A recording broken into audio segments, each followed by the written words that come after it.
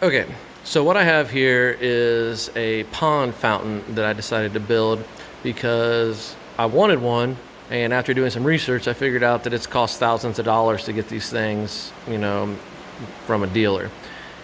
And it turns out it's really cheap to build one of these yourself, and a really good one. Do not want to make a 20-minute video of me building this thing, so I'm going to show you the finished product. First, what I want to show is the supplies. It's really simple. I think most of us probably have this stuff, lying around the house. So first, what you need: 1.5-inch PVC pipe. Each one of these is 20 inches. Elbows, PVC elbows, you need 4 of those. You need some steel hangers from the plumbing department, super cheap.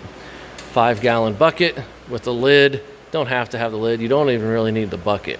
I decided to watch about 7 or 8 videos on how to do this and kind of took what I thought was best from all of them. I have a 1.5-inch PVC coming out of the bucket. Now I decided to make the head bigger. I wanted it to be 2 inches because the ones I saw online that were 1.5, I didn't really like the sprinkler head and how it looked in the pond. So I wanted mine a little bit bigger.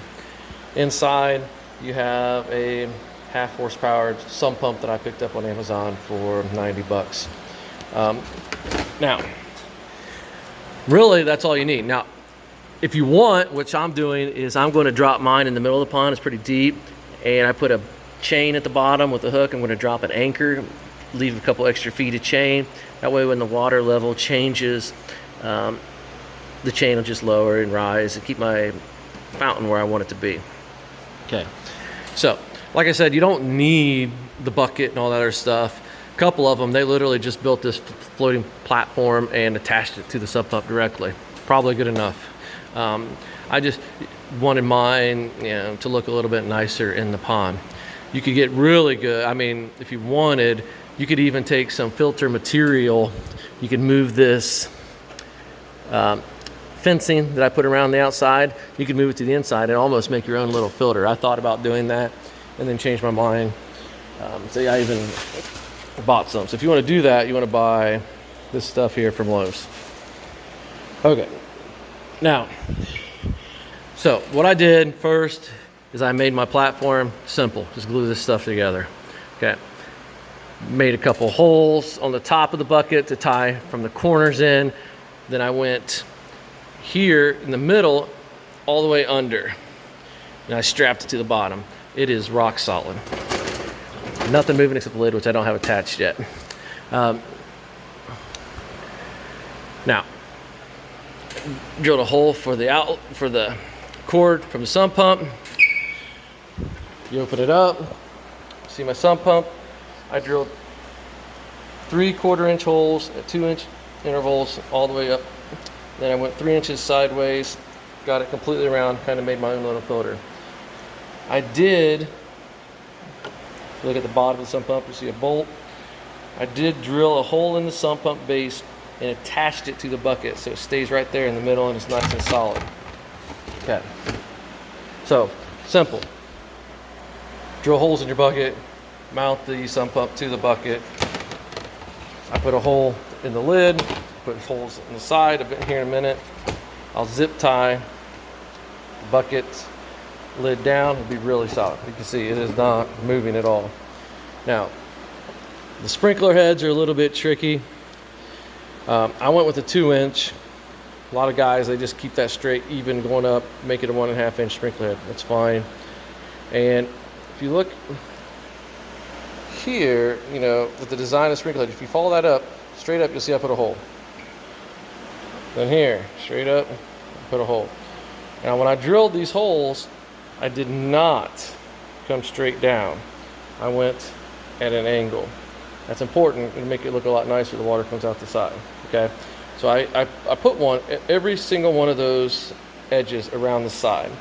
Then I found the middle, and I drilled one straight in the middle, straight down. After that, I went halfway, then put a hole halfway in between those side ones, and those come in at an angle.